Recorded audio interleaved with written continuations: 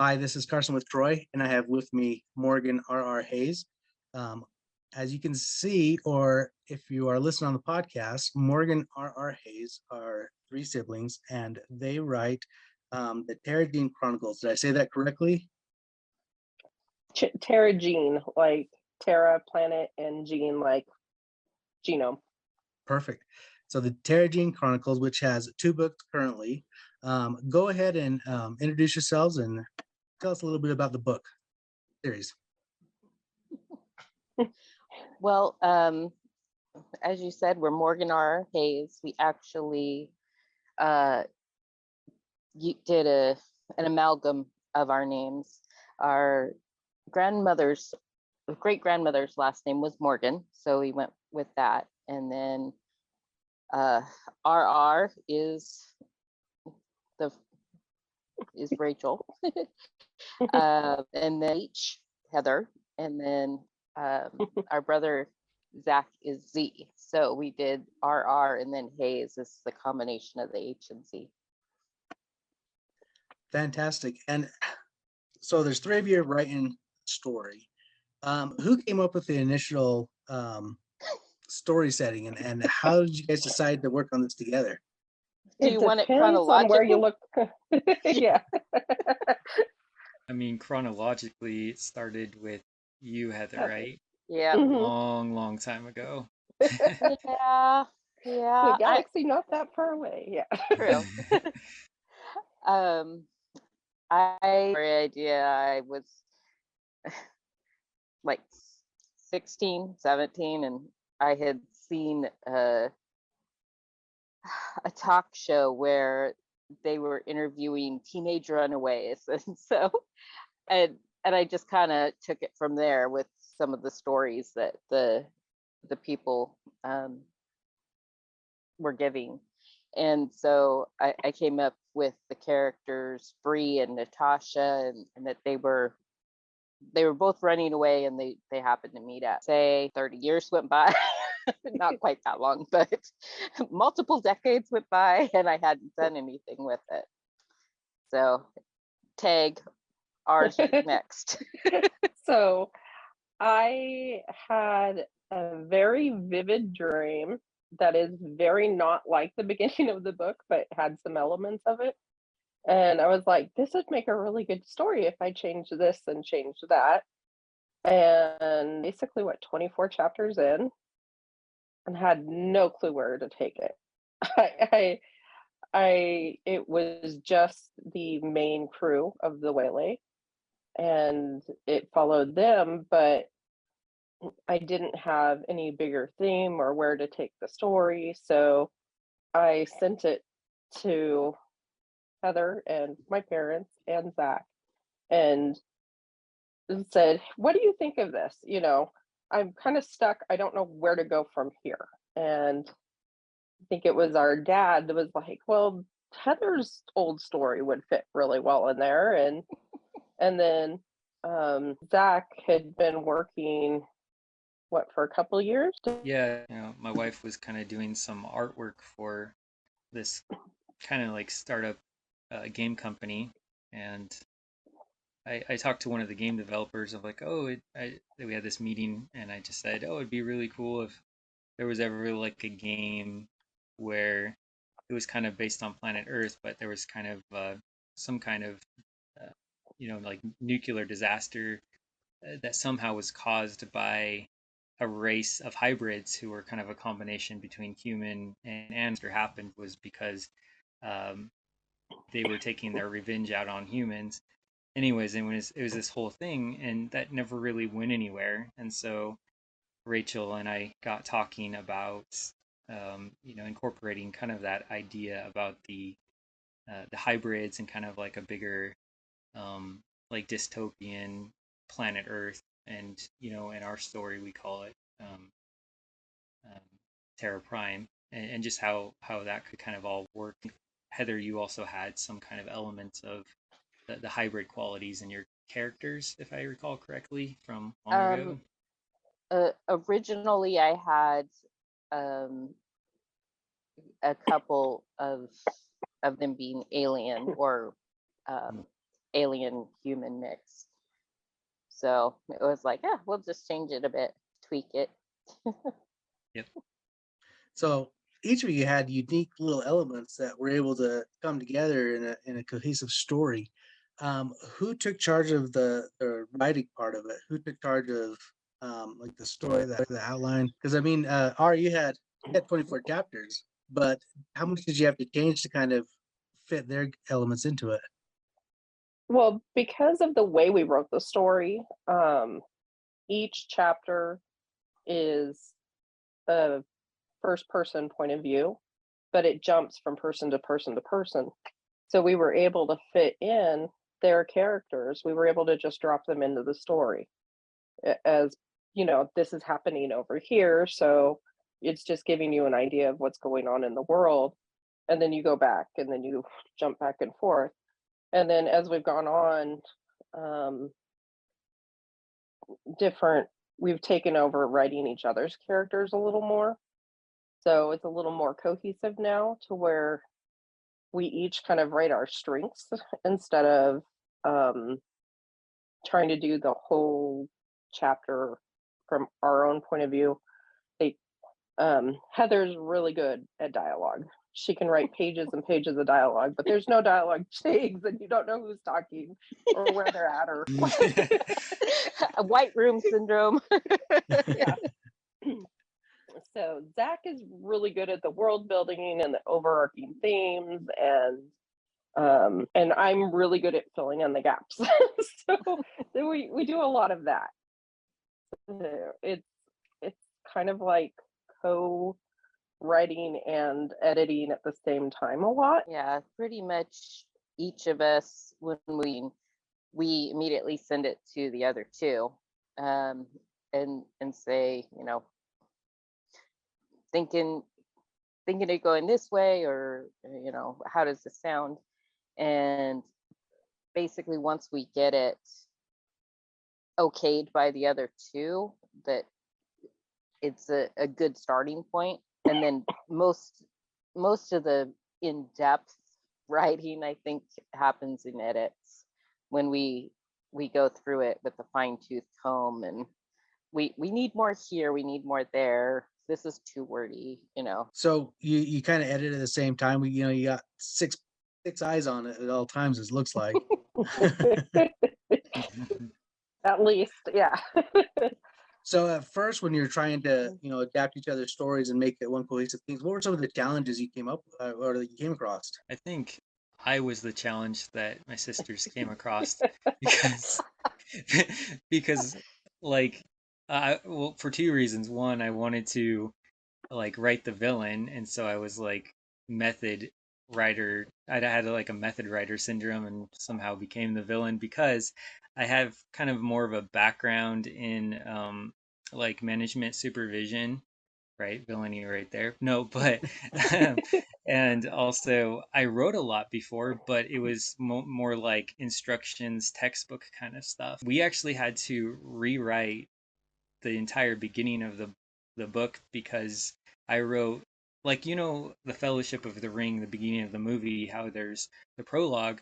Imagine if that prologue was like, I don't know, like 8 or 16 hours long. That's basically what I wrote. Like they said, I do the world building, but that's all that was happening for a while in the book. Um, there was that, and I was just like kind of, I had never written anything like, you know, before, like a story like that other people would have their eyes on and that would, you know, you share, you know, share out there. And I was always like, it was more of a self critique. I was always like, it's not good enough. It's not good enough. We have to make this better. And by, you know, default, you know, I terrorized my sisters constantly with this isn't good. So yeah, that was, I was the first challenge. Well, I mean, coming from uh, a background where you're writing, you know, instructions or like writing a fantasy novel, writing a novel for enjoyment, for pleasure is a totally different beast in itself. So how are you able to adapt and get over that? Again, my sisters, right? They're like the heroes of the writing story, and they were able to defeat my villainy. because like I was always like, oh no, we need more detail, we need more details. That you gotta hold stuff back. You have to be vague in certain areas so that people will wonder, oh well, what's going on over there? What could this mean? Instead of just like telling them everything right out the gate. So Well, I that think was it for me.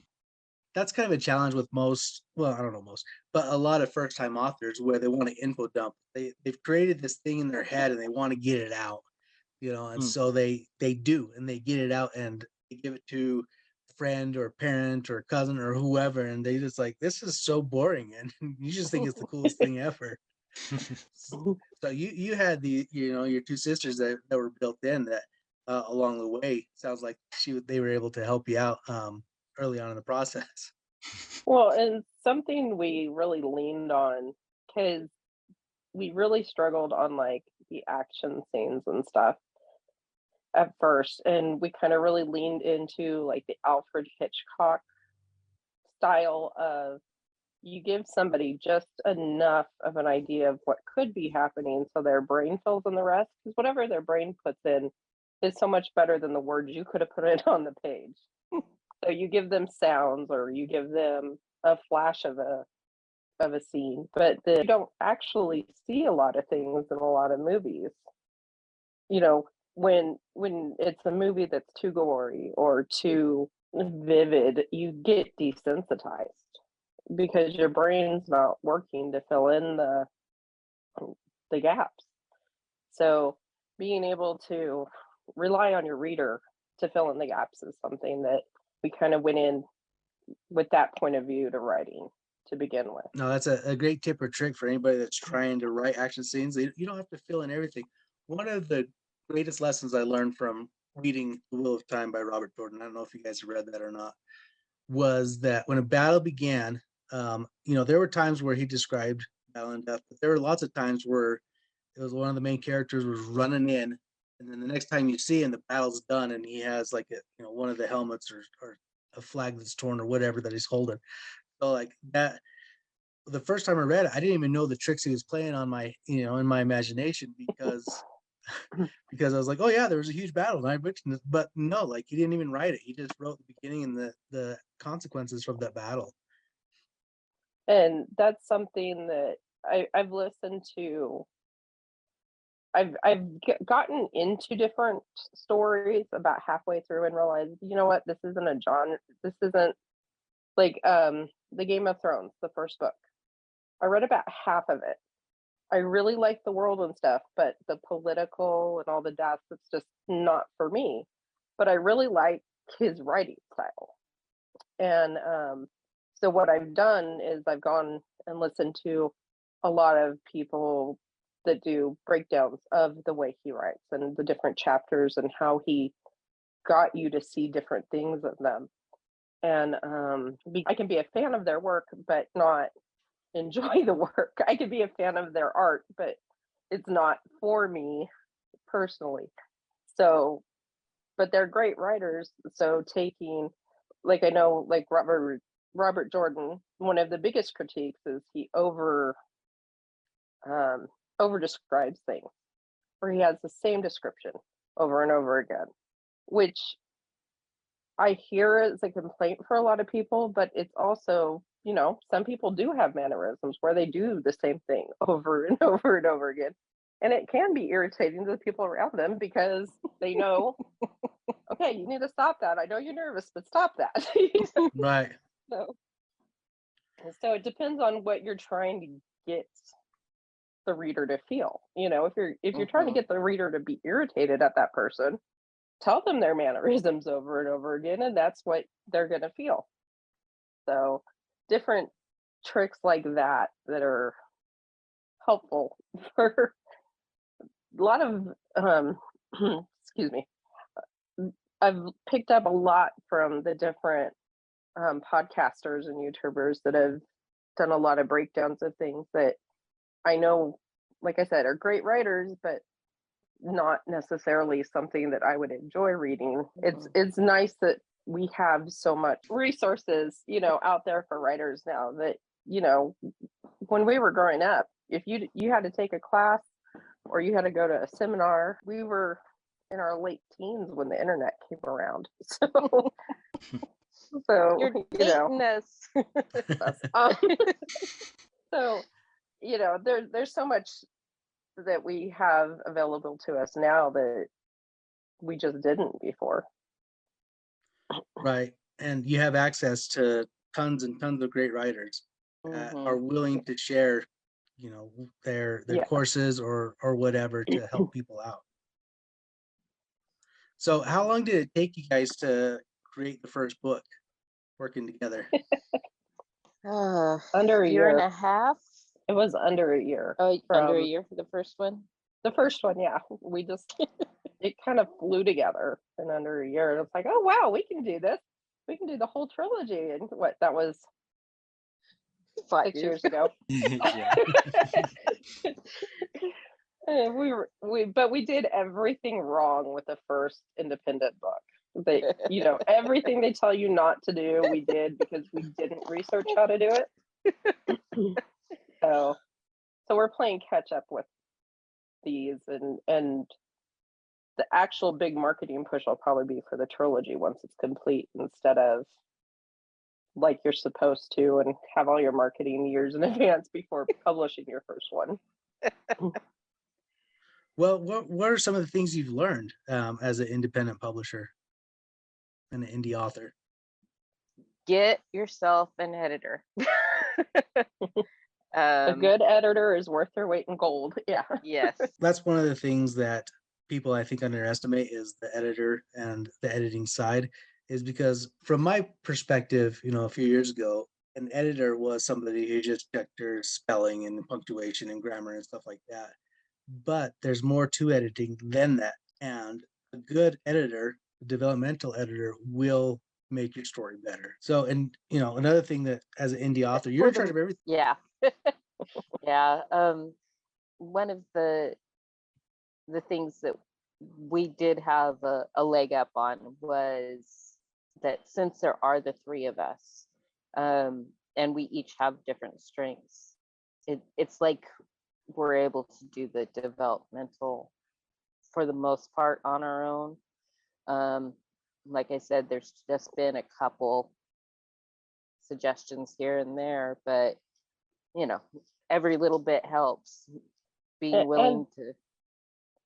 And because there's three of us, it's kind of like we catch each other's plot holes and we're like, oh, well, we can't do that because we did this before.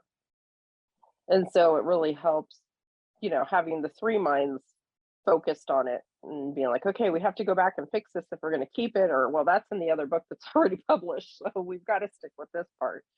So Right. So do you guys work off of an outline that you guys share and are able to work off of, or do you just kind of have your parts specifically that you guys do and then drop it all in? So the first time we just dropped it all in. Yeah. And then we kind of got the full trilogy. We had it planned as a trilogy at first, and then it went to 4 or 5 books, and now we're back down to a trilogy. We've we kind of wrote out the outline for that, and that's helped us figure out how long it's going to be and parts we needed to cut out and make things fit. But we definitely so we have a basic plan outline, but things change all the time. All of a sudden, oh, I got this idea. What if we did this? and off we go on a whole side quest. And it's been really fun, and I think in a lot of ways it's actually brought us closer because we have to be talking to each other. So what are some of you guys' writing habits? Poor. Insomnia writing? Yeah. I tend to write before I fall asleep. Oh, I have this idea. I can picture this happening, so I have to put it down. For me, a lot of times it's almost like I can hear the conversation, and like I'm overhearing it almost. I don't know how else to describe it.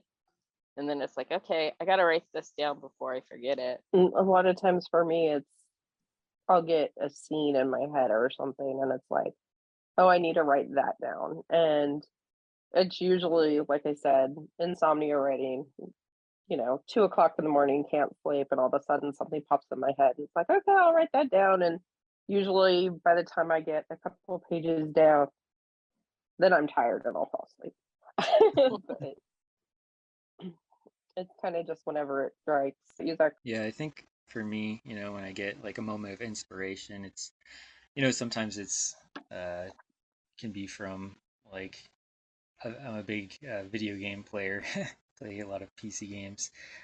But if I get kind of inspired, and I'll sit down and I'll just write the whole, kind of almost like a whole chapter. A lot of the chapters that I've written are not actually in the first person perspective like the rest of the book. They're more in a third person, less kind of personal, maybe a villain character or someone who could be a villain kind of perspective, but we're not quite sure what their intentions are yet. And so I'll just kind of like write the whole scene from beginning to end, um, just kind of and see where it takes me. And then I kind of, my habit, I guess, at that point is usually I'll reread it several times and keep going through it and rewriting it and going through it and rewriting it until I'm kind of happy enough with it to send to my sisters or see what they think. So Yeah, and That's most awesome. of his are the long chapters. Yeah. I think, yeah, sometimes we've intentionally like cut up some of my chapters because they were so long just to kind of keep maybe some suspense going. So it's almost like a whole like side quest, if you will, from beginning to end, uh, just to set kind of like maybe like a pivotal moment in the story that will kind of affect the world and the other characters in the story, maybe directly or indirectly. Sometimes even something going on behind the scenes politically, because like Rachel said, sometimes that may be interesting to you, but that's something I like to kind of play with sometimes. So Well, and just because it's not my preferred thing doesn't mean it's not necessary for the story. absolutely.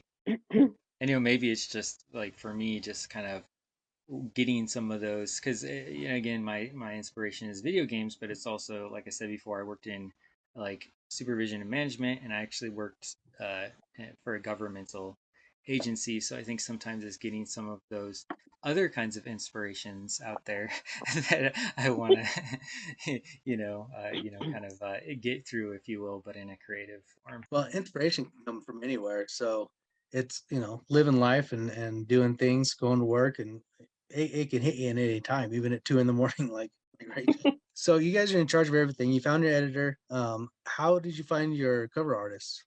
You got great covers for your books. Zach. The first cover, or for our first book, was actually my wife drew it. Oh, Um, really?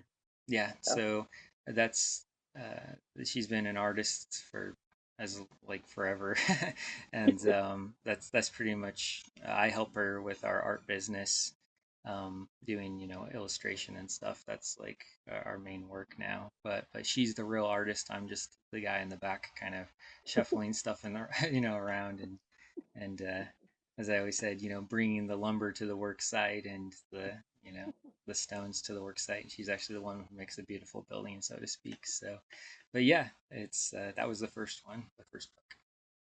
And then we've got our second cover. When we were going to need it done, Zach and Amy were like swamped with their work at that point, and they just didn't have time to do the cover for the next book.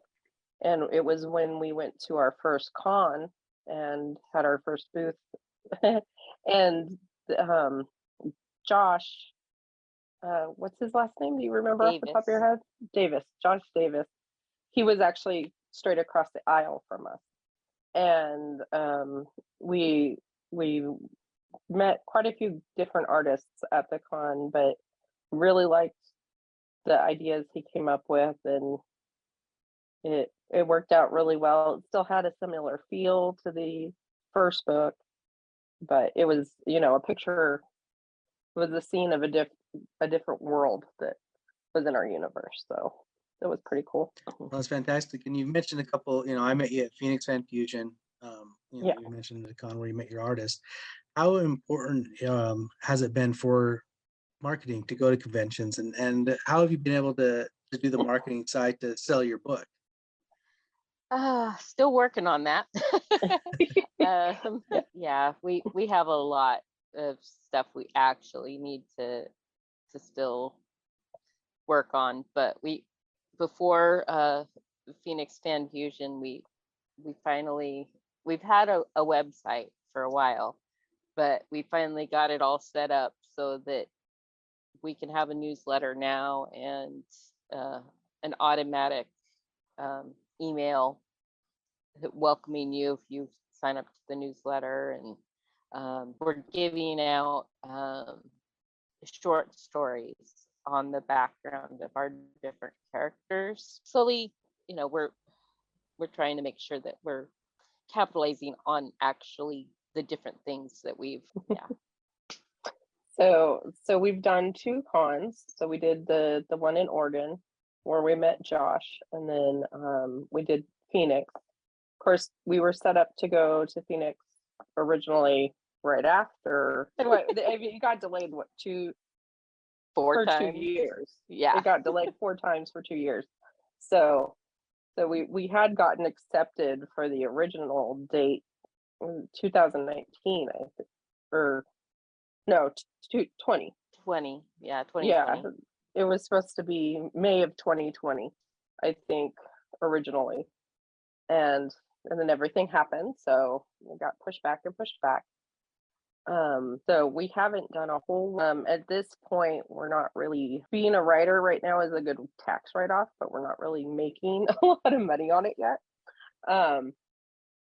But like I said earlier, we'll probably end up, once we have all 3 done, being able to do a big push, and we'll have a little bit more of a built-in fan base and working on other marketing streams. But it's kind of learning as we go, very much. No, I think that's a thing that a lot of authors, if they go the indie route, they got to really do that side of it, and it may be uncomfortable, and they might not know what to do. But if you want to sell your book, you have to sell your book. And Yeah. so if you want to make a living as a writer, you have to have that income coming in. Why did you choose the fantasy genre? I mean, you could have chosen anything. What drew you to fantasy or science fiction? I guess it's technically science fiction. I don't think any of us would write anything other than sci-fi fantasy, really. When we were talking about getting ready to do the different podcasts and stuff that we've been invited to, we were talking about how growing up, we grew up in the middle of nowhere. So we had a lot of the big excursion was going to the video store and getting VHS tapes to take home. And we've talked about how we've seen a number of movies that we purposely rented that then ended up on Mystery Science Theater 3000. We saw them before they were on there. It was like, hey, wait a minute, I actually like that movie. But yeah, our dad has always loved sci-fi. Big Star Trek, Star Wars, anything science fiction based has pretty much always been up our alley. Everything we played as kids was either Star Wars or Star Trek or some combination crossover of the 2. One of the when we were talking about that, it's like, yeah, the first movie I can remember going to on my own, it was a double feature, Snow White and Tron. And it's like, that kind of sums it up. Just, yep, mash those two things together and you got what we write. Nice. We also, we grew up right outside of Mojave, California. They actually were the ones, Scaled Composites was the first company to reach the aerospace thing, non-governmental program to reach space. Now I can't remember what the name of that award was, but SpaceX. yeah. And It was Virgin.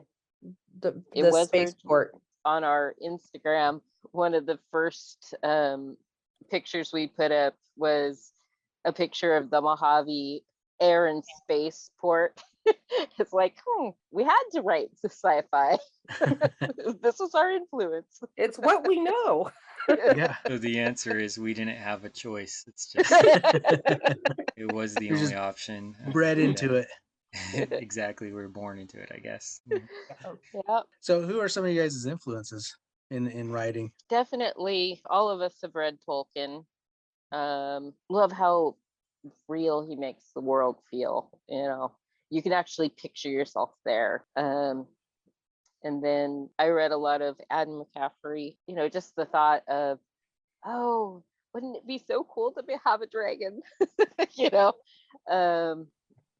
But then Austin, and read a lot of the Star Wars Legends books now. Timothy's on. Yeah. Yeah, really like his writing style. So a pretty good variety, I think. Yeah, our mom is very much, she was the reader in the family, and she got us hooked on reading because she'd start reading us a story, and then, oh, I gotta go do laundry, oh, I gotta go do dishes or something, and walk away. But what happens?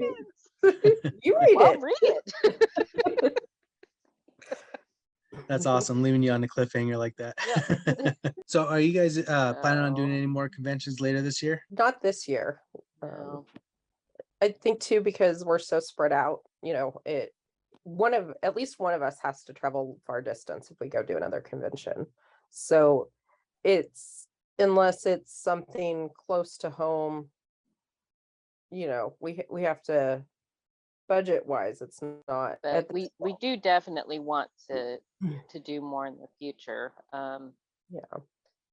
But I think at this point we're kind of, well, we'll splurge once we've finished the third book. So I know this is a loaded question. Do you have like any like release date or anything yet for that third book? We really we want to keep- have it done the end of the year, but we'll have to see how that goes. Things keep happening. Yes. No, I understand, doing a podcast, sometimes the release dates of when you want episodes to come out, like I'll tell people, oh, it'll just be, a few weeks and it'll come out, and it'll be a few weeks after that. And I'm like, oh, Yeah. Yep. especially, with this, I'm doing it all myself, all the editing and everything. Plus I have a family. So how do you guys like stay balanced and be able to do the things that you want to? Unfortunately, it means that at this point, writing the books are really hobby zone for us, because I'll have families that we have to take care of. And then all the other craziness of the world is going on too, on top of it. So with that, it's like, we're getting a few chapters a month, basically, but we do tend to have very short chapters, which are 2 or 3 pages long. So, sometimes we'll get, oh wow, we did 20 chapters, oh my goodness, but it kind of, we'll get a real big chunk, and then we'll go a month or two, and it's like, okay, we wrote like 10 words on the book. So it kind of just really depends on what's going on in our lives at that point. And also, we all have family members, I guess you could say, with special needs. So I think in a lot of ways, the writing has been Therapeutic. for us. a coping mechanism for us too. We've actually dealt with some heavy issues, had our characters go through, and I think a lot of that is just us kind of processing our own feelings as well, and it has been helpful. That's a wonderful side effect, to be that therapeutic. Go ahead and tell everybody how they can find you, how they can get your book, and then social media tags or whatever. Probably the best way is our website, morganrhaze.com. And like I said, you can sign up for the newsletter there. And we have one complete short story that's ready, and it comes with your welcome email. And then we have 3 more that are written. We have to finish polishing them for the different characters, and all of our links are there for our Instagram, as well as the links to the Amazon and Audible. And then we've also made sure to add contact info for the different artists that we've had do the book. Need to add our editor on there too, in case anybody wants to contact her. But pretty much there, you can find everything there. And it's easy to remember. Something that in the future we'd like to do is maybe like a graphic novel version. If you go on like the Instagram, there's a lot of things that were like, oh, this was a picture that inspired us for this part of the world, or this was such an awesome picture of this person that, they were an inspiration for this character, things like that. We try to let people know, if you're curious what we used for a lot of our ideas, there's a lot of that on there. Perfect. No, I always research who I interview, and there's a lot of information on there. So, I especially appreciated the links to the artwork, who did your cover and stuff, because like I said before, you're in charge of everything, and sometimes that stuff is kind of hard to find. So I appreciate you guys getting on with me today. Thank you so much, and hopefully you're at Fan Fusion next year and I can meet you again and talk even more. So thank you so much. Thank you. All right. Thank you. Well, thank you. Thank you for listening to the Troy Podcast. Please subscribe, like, and share with your friends.